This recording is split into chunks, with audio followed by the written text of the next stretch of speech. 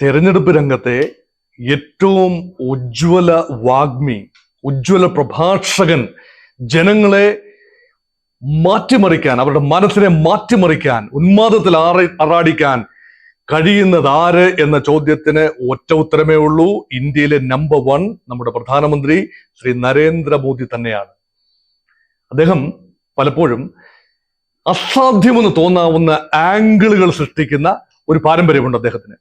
അത് 2014 നമ്മൾ കണ്ടു. ആദ്യ മോദി സർക്കാർ അധികാരത്തിൽ വരുന്നതിന് മുൻപുള്ള ലോക്സഭാ തെരഞ്ഞെടുപ്പിൽ മണിശങ്കർ അയ്യർ പറഞ്ഞ, തമിഴ്നാട്ടിലിരുന്നു കൊണ്ട് മണിശങ്കർ അയ്യർ എന്ന കോൺഗ്രസ് നേതാവ് പറഞ്ഞ ഒരു ചെറിയ പരാമർശം, ചായ്വാല എന്താണ് ശ്രീ നരേന്ദ്രമോദി എന്ന ഗുജറാത്ത് മുഖ്യമന്ത്രിക്ക് പരമാവധി AICC ഓഫീസിന് മുന്നിൽ ചായക്കട തുടങ്ങാനുള്ള ഒരു ഗ്രേഡേ ഉള്ളൂ എന്ന് പറയുന്നതിൽ നിന്നും ഊർജം കൊണ്ടുകൊണ്ട് നരേന്ദ്രമോദി ചായ് പേ ചർച്ച രാജ്യമാസകലം ഇനിഷ്യേറ്റ് ചെയ്തു. ഞാൻ ചായക്കാരനാണ്, ചായ ഉണ്ടാക്കി ട്രെയിനിൽ വിറ്റ് ജീവിച്ചിരുന്ന ഒരാളാണ്, അടിസ്ഥാന വർഗത്തിന്റെ പ്രതിനിധിയാണ്, അത് മാത്രമല്ല OBC ആണ്. അങ്ങനെ OBC കാർഡും ഈ അടിസ്ഥാന വർഗ കാർഡും സമൃദ്ധമായി ഉപയോഗിക്കാൻ മോദിയെ സഹായിച്ചത് ആ ഒരു ചെറിയ പരാമർശമാണ്. കഴിഞ്ഞ തെരഞ്ഞെടുപ്പിൽ 2019 തെരഞ്ഞെടുപ്പിൽ രാഹുൽ ഗാന്ധി ഒരു അബദ്ധം കാണിച്ചു. മോദി ചോർ ഹേ എന്ന് പറഞ്ഞു.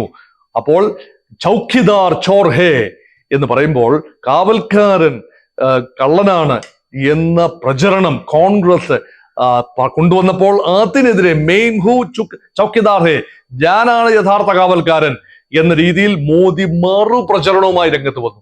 അപ്പൊ കോൺഗ്രസ് നേതാക്കൾ പറയുന്ന ഓരോ വാക്കും, ഇപ്പോൾ നോക്കൂ, വോട്ട് ജിഹാദ് എന്ന വാക്ക് ഒരു ചെറിയ സമാജ്വാദി പാർട്ടി നേതാവ് മറിയം ആലം ഖാൻ, അത് ഉത്തർപ്രദേശിലെ സൽമാൻ ഖുർഷിദിന്റെ കുടുംബത്തിൽപ്പെടുന്ന ഒരാളാണ്, ഒരു ചെറുപ്പക്കാരി മറിയം ആലം ഖാൻ എന്നത് വോട്ട് ജിഹാദായി ഈ തെരഞ്ഞെടുപ്പിനെ കാണണം എന്ന് അവിടെ കൂടിയ ചെറിയൊരു സംവിധായകരുടെ കൂട്ടത്തോട് പറയുകയാണ്. ആ ജിഹാദ് എന്ന വാക്ക്, ഹോളി വാർ അല്ലെങ്കിൽ ധർമ്മയുദ്ധം എന്ന രീതിയിൽ ഇസ്ലാമിക ലോകത്ത് ഉപയോഗിക്കുന്ന അല്ലെങ്കിൽ അറബ് ലോകത്ത് ഉപയോഗിക്കുന്ന ഒരു വാക്കാണ് ജിഹാദ്.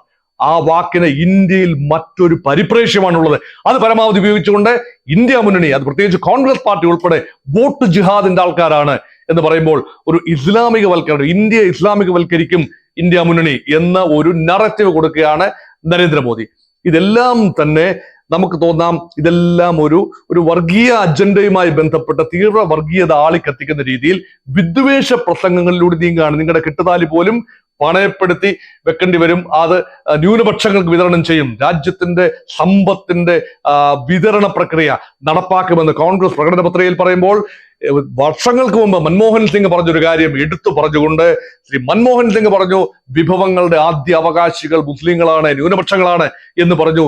ഇന്ത്യ മുന്നണി അധികാരത്തിൽ വന്നാൽ ന്യൂനപക്ഷങ്ങൾക്ക് മാത്രമേ മേൽക്കൈ ഉണ്ടാകൂ. ഇപ്പോഴിതാ മതത്തിന്റെ കണക്കുകൾ, ഈ സെൻസസ്, പ്രധാനമന്ത്രിയുടെ ഒരു ഉപദേശക സമിതി നൽകുന്ന, സാമ്പത്തിക ഉപദേശക സമിതി നൽകുന്ന ഒരു റിപ്പോർട്ടുണ്ട്. അവിടെ ക്രമാനുഗതമായി മുസ്ലിം സമൂഹത്തിൽ ഉണ്ടായ എണ്ണവർധന, പ്രോളിഫറേഷൻ ചൂണ്ടിക്കാണിച്ചുകൊണ്ട് 9 ലക്ഷത്തിനോട് അടുപ്പിച്ച് നിന്ന മുസ്ലിം ജനസംഖ്യ, 9% അടുപ്പിച്ച് നിന്ന മുസ്ലിം ജനസംഖ്യ 1950 മുതൽ 2015 വരെയുള്ള കണക്കിൽ 14%-ലേക്ക് 15%-ഓളമായി മാറുന്ന ഒരു കാഴ്ച. അപ്പൊ മുസ്ലിം റേറ്റ് ഓഫ് ഗ്രോത്ത് അപകടകരമായ രീതിയിൽ വരികയും 82%-ൽ നിന്ന് 78%-ലേക്ക് ഹൈന്ദവരുടെ എണ്ണം കുറയുകയും ചെയ്തതായി പറഞ്ഞുകൊണ്ട് ഒരു വലിയൊരു മതത്തിന്റെ ഒരു നറേറ്റീവ് കൊടുത്തുകൊണ്ട് ഭൂരിപക്ഷ ഏകോപനം ആണ് മോദി ലക്ഷ്യമിടുന്നത് എന്ന് നമുക്ക് തോന്നി. പക്ഷേ അപ്രതീക്ഷിതമായി ഒരു വാദം മോദിയുടെ ഭാഗത്തുനിന്ന് കടന്നു വന്നു. ഒരക്ഷരം പോലും ശ്രീ നരേന്ദ്രമോദി അംബാനി എന്നോ അദനി എന്നോ പൊതുവേദിയിൽ ഉച്ചരിച്ചിട്ടില്ലായിരുന്നു. ഇത് മുഴുവൻ ഉച്ചരിച്ചത് ശ്രീ രാഹുൽ ഗാന്ധിയാണ്. കഴിഞ്ഞ 10 വർഷമായി ചങ്ങാത്ത മുതലാളിത്തത്തെ കുറിച്ച്, അതായത് ക്രോണി ക്യാപിറ്റലിസത്തെ കുറിച്ച് പ്രതിപക്ഷത്ത് നിന്നുകൊണ്ട് രാഹുൽ ഗാന്ധിയും കോൺഗ്രസ് പാർട്ടിയും വാതോരാതെ സംസാരിച്ചു. മോദിയും BJP നേതൃത്വവും എല്ലാം തന്നെ മുതലാളിമാരുമായ ചങ്ങാത്തത്തിലാണ് നേട്ടങ്ങൾ കൊയ്യുന്നതെന്നും ഇലക്ട്രൽ ബോണ്ടുകളായിക്കൊള്ളട്ടെ, മറ്റു വരുമാനങ്ങളായിക്കൊള്ളട്ടെ, പണം വിദേശത്തേക്ക് കടത്താനായി ഇവിടുത്തെ വ്യവസായികളെ സഹായിക്കുന്നതാകട്ടെ, വലിയ തോതിൽ 10 ലക്ഷം കോടി രൂപയോളമാണ് ബാങ്കുകൾ എഴുതിത്തള്ളിയത്, കിട്ടാക്കടമായി നീരവ് മോഡിയുടെയും മറ്റും എഴുതിത്തള്ളിയത്. അപ്പൊ അങ്ങനെയുള്ള ഒരു ക്രോണി ക്യാപിറ്റലിസം എന്ന വാദഗതി രാഹുൽ ഗാന്ധി ഉയർത്തുന്നത് ഇപ്പോഴെന്താ അദനിയെയും അംബാനിയെയും മറന്നുപോയോ? ഇത് രാഹുൽ ഗാന്ധി ഇപ്പോഴും ഉയർത്തുന്നു. പക്ഷേ മോദി രാഹുൽ ഗാന്ധിയെ പരിഹസിക്കാൻ ഉപയോഗിച്ച ചില കാര്യങ്ങൾ ഇപ്പോൾ മോദിക്ക് തന്നെ തിരിച്ചടിയാകുന്ന ഒരു കാഴ്ചയാണ് കാണുന്നത്. കാരണം ലോറികളിൽ ലോഡ് കണക്കിന് പണം കോൺഗ്രസ് പാർട്ടിയുടെയും രാഹുൽ ഗാന്ധിയുടെയും കയ്യിൽ എത്തിയത് കൊണ്ടാണോ ഇപ്പോൾ അവരെ വിമർശിക്കാത്തത്, നിങ്ങളുടെ നാക്കടഞ്ഞു പോയത് അതുകൊണ്ടാണോ എന്ന് പരിഹാസപൂർവ്വം പ്രധാനമന്ത്രി നരേന്ദ്രമോദി രാഹുൽ ഗാന്ധിയോട് ചോദിക്കുന്നു. അതിന് തക്കതായ മറുപടി രാഹുൽ ഗാന്ധിയുടെ ഭാഗത്തു നിന്ന് വന്നപ്പോൾ അടിക്ക് തിരിച്ചടി എന്ന രീതിയിലായി. കാരണം രാഹുൽ ഗാന്ധി പറയുന്നു, നിങ്ങൾക്ക് നിങ്ങളുടെ കയ്യിലുള്ള എൻഫോഴ്സ്മെന്റ് ഡയറക്ടറേറ്റിനെയും ഇൻകം ടാക്സ് ഡിപ്പാർട്ട്മെന്റിനെ വിട്ടുകൊണ്ട് അന്വേഷിക്കൂ ആരാണ് യഥാർത്ഥ കള്ളൻ. മോദി അംബാനിയുടെയും അദനിയുടെയും പുറകെ നിങ്ങൾ ED റെയ്ഡിന് പോകൂ, അപ്പോൾ അറിയാം കാര്യങ്ങൾ എന്താണ് എന്ന്. അതുകൊണ്ട് ആ വിഷയം BJP ഒരിക്കലും പൊതുരംഗത്ത് എടുക്കാൻ താല്പര്യമില്ലാതെ നിന്ന വിഷയം എടുക്കുകയും കോൺഗ്രസിന്റെ മാനിഫെസ്റ്റോയിലെ വിഷയങ്ങളായ ഇവിടെ 10 ലക്ഷം കോടി രൂപ പാവങ്ങൾക്ക് അവകാശപ്പെട്ട രൂപ എഴുതിത്തള്ളുകയും വ്യവസായികളുടെ കടം എഴുതിത്തള്ളുകയും ഇവിടെ ദാരിദ്ര്യവും തൊഴിലില്ലായ്മയും പട്ടിണിയും എല്ലാം തന്നെ വ്യാപിക്കുകയും ചെയ്യുമ്പോൾ 30 ലക്ഷം പേർക്ക് തൊഴിൽ നൽകും എന്ന് പറഞ്ഞുകൊണ്ട് കോൺഗ്രസ് മാനിഫെസ്റ്റോയിൽ പറഞ്ഞുകൊണ്ട് രാഹുൽ ഗാന്ധി ഒരു പടി കൂടി മുന്നോട്ട് പോവുകയാണ്. അതുകൊണ്ട് രാഹുൽ ഗാന്ധി അടിസ്ഥാന വിഷയങ്ങളിൽ ശ്രദ്ധ കേന്ദ്രീകരിക്കുന്നു. ജനങ്ങളുടെ ഡെയിലി ലൈഫിനെ ബാധിക്കുന്ന വിഷയങ്ങളിൽ കേന്ദ്രീകരിക്കുമ്പോൾ വലിയ ഒരു റിലിജിയസ്, പൊളിറ്റിക്കൽ, കൾച്ചറൽ റെറ്ററിക്കിലേക്ക് പോകുന്നു മോദി എന്ന ഒരു ചിന്ത സംവിധായകർക്കുണ്ട്. അതുകൊണ്ട് ഇത് വെളുക്കാൻ തേച്ചത് പാണ്ടായോ, എപ്പോഴും മോദി ജയിച്ചു. വാക്പോരിൽ എപ്പോഴും ജയിക്കുന്ന മോദിയാണ് നമ്മൾ കണ്ടിട്ടുള്ളത്. ഏത് ചർച്ചയും അവസാനം അവർക്ക് അനുകൂലമാകുന്ന രീതിയിൽ. ഇപ്പോൾ അവസാനം വന്നൊരു ചർച്ച സാം പിത്രോദയുമായി ബന്ധപ്പെട്ട ഏതാനും ചർച്ചകളാണ്. സാം പിത്രോദ പല അബദ്ധങ്ങൾ പറഞ്ഞു. ഏറ്റവും അവസാനം പറഞ്ഞ അബദ്ധം ഇന്ത്യക്കാരുടെ രൂപത്തെക്കുറിച്ചാണ്. തെക്കേ ഇന്ത്യക്കാർ, കറുത്ത വിഭാഗക്കാർ, അവർ ആഫ്രിക്കക്കാരെ പോലെ ഇരിക്കും. കിഴക്കേ ഇന്ത്യക്കാർ, നോർത്ത് ഈസ്റ്റിലെ ആളുകൾ പ്രത്യേകിച്ച് ചൈനക്കാരെ പോലെ ഇരിക്കും.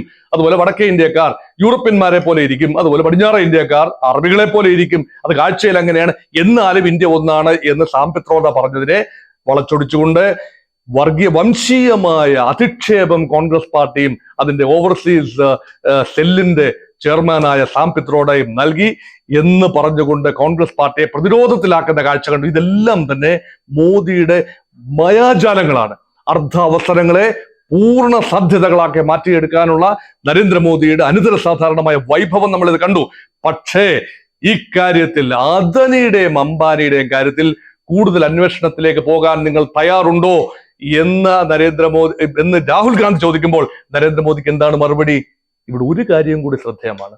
ഇത് ഏതെങ്കിലും കാരണവശാൽ അദനിയുടെയും അംബാനിയുടെയും പണം കോൺഗ്രസിന് എത്തിയിട്ടുണ്ടോ അവസാന നിമിഷം? അങ്ങനെ ഒരു സൂചന നരേന്ദ്രമോദിക്ക് കിട്ടിയത് കൊണ്ടാണോ അദ്ദേഹം അത് പറഞ്ഞത്? അതന്വേഷിക്കാൻ അദ്ദേഹം തയ്യാറാകുമോ? അങ്ങനെ ഉണ്ടായി എന്ന് ഞാൻ കരുതുന്നില്ല. ഊഹങ്ങൾ മാത്രമാണ്. അല്ല എങ്കിൽ ഇന്ത്യയുടെ പ്രധാനമന്ത്രി, വളരെ റെസ്പോൺസിബിൾ ആയ ഒരാൾ, ഇങ്ങനെ പറയാൻ ധൈര്യപ്പെടുമോ? അത് രാഷ്ട്രീയമായ ആത്മഹത്യാപരമായ ഒരു കാര്യമല്ലേ? ആ ഡിബേറ്റ് BJP ഒരിക്കലും ഉണ്ടാവരുത്, ഒഴിവാക്കണം എന്ന് ആഗ്രഹിച്ചിരുന്ന ആ ഡിബേറ്റിലേക്ക് മോദിയെ കൊണ്ടെത്തിച്ചതിൽ ഫുൾ ക്രെഡിറ്റ് കോൺഗ്രസ് പാർട്ടിക്കും രാഹുൽ ഗാന്ധിക്കും കൊടുത്തേ പറ്റൂ.